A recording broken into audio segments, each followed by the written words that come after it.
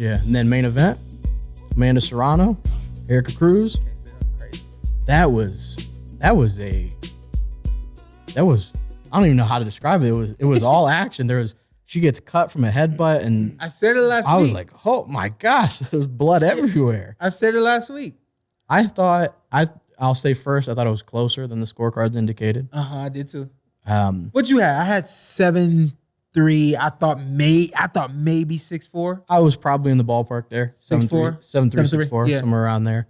But no, it was a great fight. I don't think it was Amanda's best fight, and I think she would probably agree with that. I just don't think I think we've seen her look better than that. Yeah. But I also think a huge part of that equation is Erika Cruz. Yeah. Who is tough as hell. Yeah. I thought there were a couple of times I'm like, she's losing a lot of blood. Like she was like, she kind of was a little like light on her feet a couple of times. Not even after a shot. I was You're like, not a doctor. Again, even I could see that one. But that was a great fight. What'd you think? Action packed. Yeah. Start to finish. Yeah, I don't know. Let me ask you this: are we expecting too much from Amanda Serrano at this point? I do hold her in very high esteem, so probably, you know what I'm saying? Yeah, probably. Which is not a bad defense, thing, I guess. Ant was like, "Yo, this defense is just frustrating." Yeah, it's like, what defense? Yeah, I hate to say it. Yeah, because of everything that she is and has been to boxing, but I think that might be like the thing that she was overlooked and missed by her. Yeah. And now we're seeing it. Yeah. Where before she was just so much sharper and so skilled. And they were rocking. The whole fight. And the thing is, Cruz has no defense.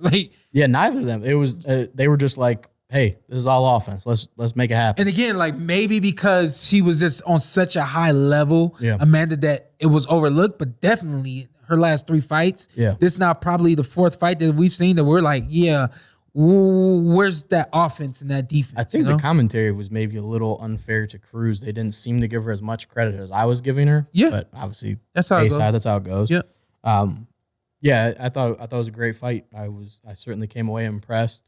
With Erika Cruz? With Cruz and with Serrano. With both of them. Yeah, with both of them. But Cruz probably impressed me more just because I hold Amanda in such a high regard. Like, can't really impress me after you're as high as I hold her. But yeah, it was a good fight afterwards. Yeah. Get the news. Serrano and Taylor gonna mix it up again. Right. I like that fight again. They're gonna make it happen in Ireland. I think rematches make sense in general. Yeah. I think some rematches just make all the sense in the world, Yeah.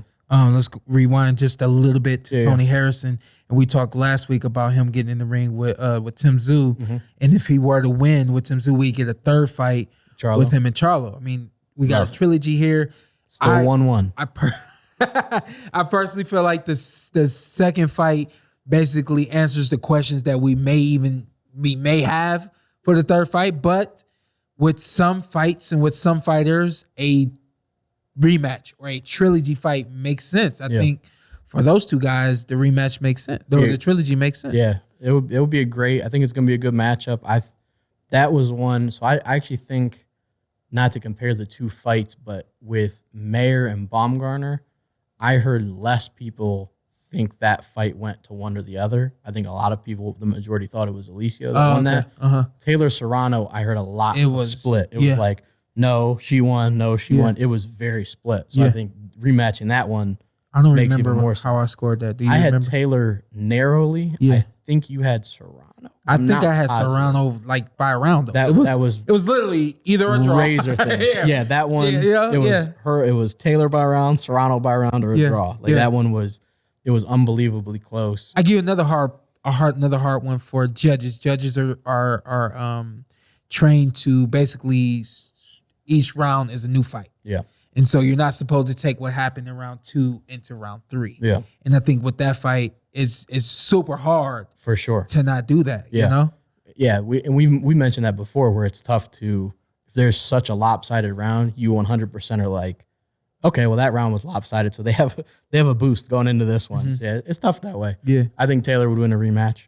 Just to, I guess, put that on the record. I don't know when I'll return to the podcast. I don't know when that fight's happening. To be fair, I think May 20th. Okay, that's supposed to happen in Ireland. Okay. But I think I favor Taylor. I lean that way. But Great fight. She can box from the outside. She moves her feet, and she has a component of defense. Her voice surprises me 10 times out of 10. Kind of deep for you. No, it's kind of like she talks fast, and it's I don't know. It's kind of like it kind of breaks a little bit. I don't know why it just surprised. I've heard her talk thousands of times, and every time I'm like, yeah. She just kind of is like, it's really like soft spoken and it's quick. Yeah. I don't know. It just kind of surprised me. Yeah. But yeah, I don't know. Just felt like mentioning that.